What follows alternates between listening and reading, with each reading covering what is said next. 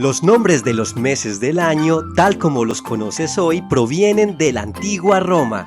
Pero ¿sabías que no siempre tuvieron los mismos nombres y además, más sorprendentemente, no siempre fueron 12? Acompáñanos en este recorrido por la historia para descubrir el origen de los meses del año.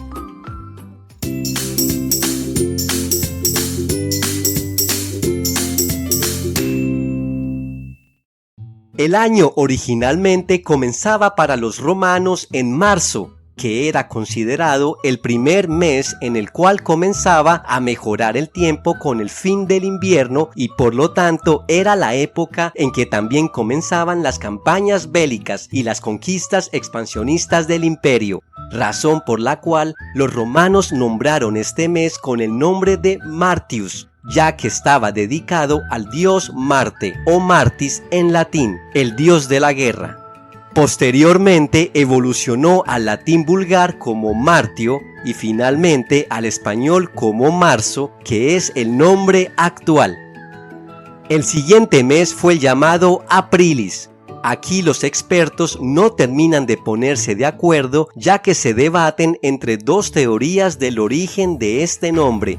La primera hace referencia al verbo latino aperire, que significa abrir, ya que concordaría con el mes de la apertura de las flores y la preparación de la tierra para la fertilidad.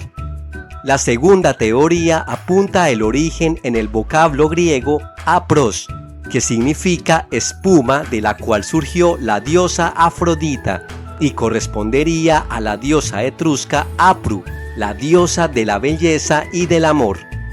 En cualquier caso, la evolución al latín vulgar aprile dio posteriormente el nombre de Abrile en español arcaico, del cual derivó finalmente abril. El siguiente mes fue nombrado Maius y se cree muy posiblemente en honor a la diosa Maia, madre del dios Mercurio y diosa de la primavera y quien recibía sacrificios el 1 de mayo. No obstante, algunos atribuyen la etimología a la palabra maiorum para homenajear a las personas mayores y a los ancianos en contraposición al nombre del siguiente mes. La evolución de Maius prosiguió a Mayu y en el español medieval ya tenía el sonido de mayo. El cuarto mes fue nombrado Iunius, probablemente consagrado a la diosa Juno, esposa del dios Júpiter y considerada la diosa de las mujeres y el matrimonio, y cuyo nombre significaría la joven, lo cual alimenta la teoría de que este mes fue dedicado en realidad a los jóvenes por la palabra latina junioris. Este mes continuó llamándose Iuniu durante la disolución del Imperio Romano y posteriormente recibió el nombre de Juno, que después, por la evolución propia del castellano, terminó en junio. Antes de continuar, no olvides suscribirte a este canal y activar la campanita para recibir notificación de nuevos videos. El quinto mes fue nombrado originalmente Quintilis, que significa literalmente el quinto, pero después, en el año 44 a.C., Marco Antonio obtuvo la aprobación del Senado para cambiar el nombre a Iulius, en honor al dictador militar Julio César, ya que era el mes en el que había nacido. El nombre derivó a Iuliu y después tomó el sonido de Julio y posteriormente la pronunciación de Julio, que es como lo conoces hoy en día. El sexto mes, al igual que el anterior, fue nombrado por su orden, que correspondía a Sextilis. Sin embargo, en el año 8 a.C., fue renombrado como Augustus, en honor al primer emperador romano Octavio Augusto. Ya en el latín vulgar se decía Augustu y rápidamente adoptó la pronunciación agosto. El siguiente mes fue denominado Septembris, que significa literalmente el séptimo mes, a pesar de que Calígula intentó cambiar el nombre del mes a Germanicus, en honor a Tiberio Druso César Germánico. Esta iniciativa no prosperó. Paulatinamente dejó de llamarse septiembre para tomar la forma actual septiembre. Lo mismo ocurrió con el siguiente mes, Octobris, que significa octavo mes, y también se intentó cambiar esta vez por Domitianus, en honor al emperador Tito Flavio Domiciano y por orden de él mismo, ya que este mes era la fecha de su nacimiento. Pero este intento de cambio también fracasó. El nombre octubre derivó a octubre en castellano con la evolución propia del idioma. De noviembre y diciembre no hay mucho que explicar, puesto que intuitivamente eran los meses noveno y décimo del año, los cuales fueron originalmente llamados Novembris y Decembris. Diciembre fue siempre el último mes del año, pero hoy en día ya no es el décimo mes. Entonces, ¿qué pasó aquí? El año primitivo de los romanos tenía solamente 10 meses y no coincidía con el ciclo astronómico. Por esta razón, Numa Pompilio, el segundo rey de Roma, tomó la determinación de agregar 2 meses más para adaptarse al modelo egipcio, que consistía en un calendario de 365 días y 366 en un año bisiesto.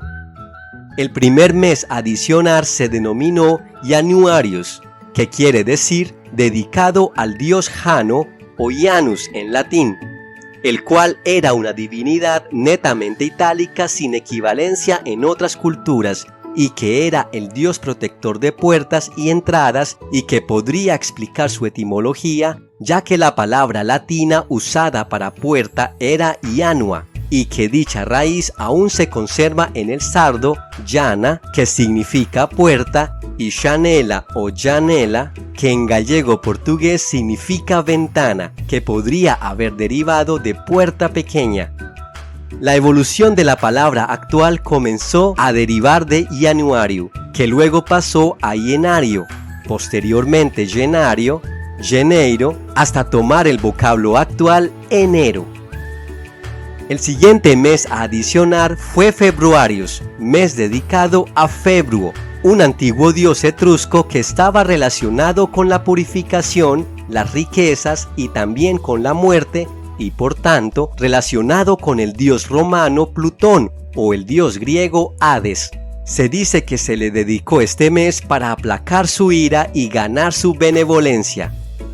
La evolución de este nombre pasaría por Febrario, luego Febrairo, que luego se convertiría en Febreiro y por último Febrero.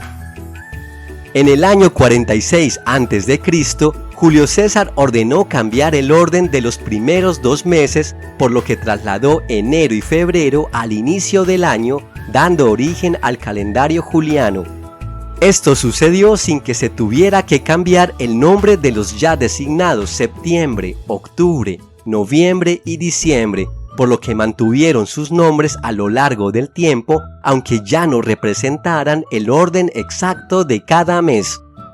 Finalmente, en el año 1582, el Papa Gregorio XIII comenzó a promover un calendario con algunos ajustes finos para equiparar las inconsistencias en el tiempo que los calendarios anteriores provocaban, el cual se denominó calendario gregoriano y es el que rige prácticamente la totalidad de los países del mundo actual y es el que tú y yo conocemos.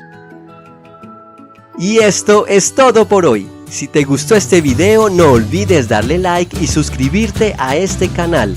Te invito a activar también la campanita para informarte cuando haya un nuevo video. ¡Hasta pronto!